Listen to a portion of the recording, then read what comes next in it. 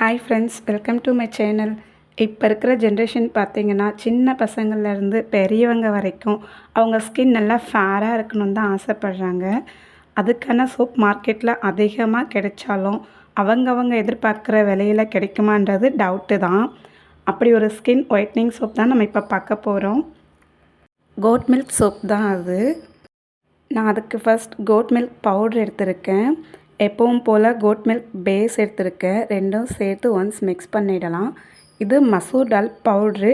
இதை பற்றி கண்டிப்பாக எல்லாருக்குமே தெரிஞ்சிருக்கும். இது நம்ம ஸ்கின் கலரை எந்த அளவுக்கு ஃபேராக ஆக்கணும், இதை யூஸ் பண்ணுற எல்லாருக்குமே கண்டிப்பாக தெரிஞ்சிருக்கும். ரெண்டும் சேர்த்து ஒன்ஸ் நல்லா மிக்ஸ் பண்ணிடலாம்.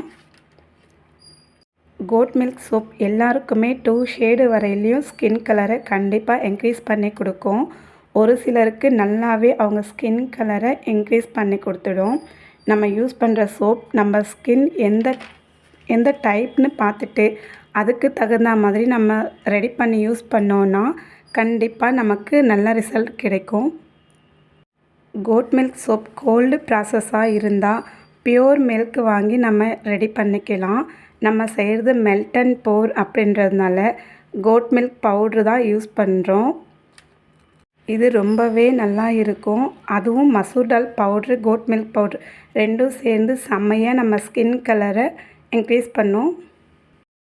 சில பேருக்கு கோல்டு ப்ராசஸ் சோப் தான் யூஸ் பண்ண பிடிக்கும். சில பேர் அது ரொம்ப நாள் வச்சதுக்கப்புறம் தான் யூஸ் பண்ணணும் அப்படின்றதுனால மெல்ட் அண்ட் போர் சோப் தான் சூஸ் பண்ணுவாங்க. அப்படி மெல்ட் அண்ட் போரில் கோட் மில்க் சோப் செஞ்சால் கோட் மில்க் பவுட்ரு தான் நல்லா இருக்கும். ரா மில்க் சேர்த்தோன்னா அது அவ்வளவும் நல்லா இருக்காது. கோல்டு ப்ராசஸ்க்கு வேணால் ரா மில்க் ஆட் பண்ணிக்கலாம். மெல்ட் அண்ட் போரை பொறுத்த வரையிலையும் எல்லாத்துக்குமே ஹர்பல் பவுட்ரு தான் பெஸ்ட்டு. அதனால் கோட் மில்க் பவுட்ரு தான் இதுக்கு பெஸ்ட்டாக இருக்கும். பேஸ் ஓரளவுக்கு நல்லா மெல்ட் ஆகிடுச்சு. இப்போ நல்லா மிக்ஸ் பண்ணி கொடுத்துக்கலாம்.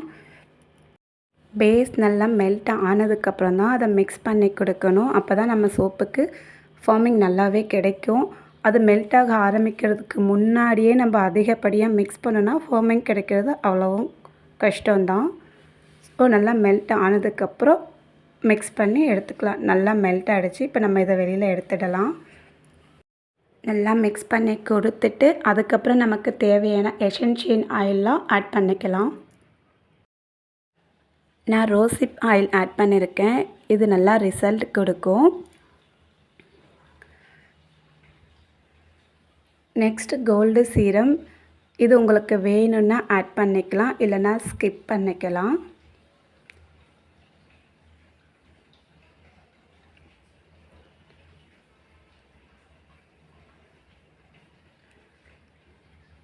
சாஃப்ரன் ஆயில் இதுவும் ஆக்ஷனல் தான்.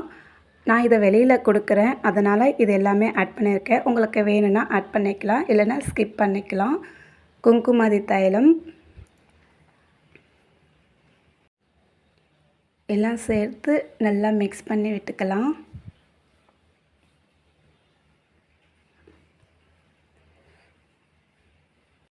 எல்லா ஆயிலும் சேர்த்ததுக்கப்புறம் ஒன்ஸ் நம்ம நல்லா மிக்ஸ் பண்ணி கொடுத்தா தான் அது பேஸோடு நல்லா செட் ஆகும்.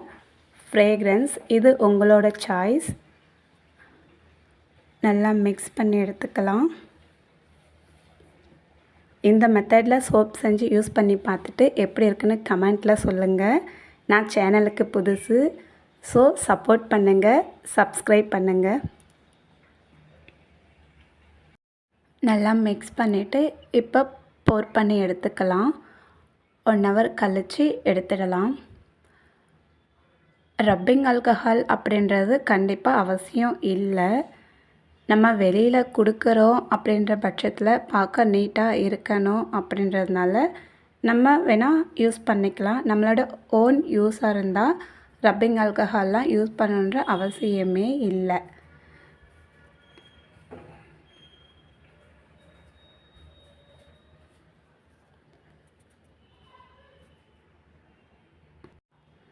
நான் வெளியில் கொடுக்குறேன், அதனால் லைட்டாக ரப் பண்ணிக்கிறேன்.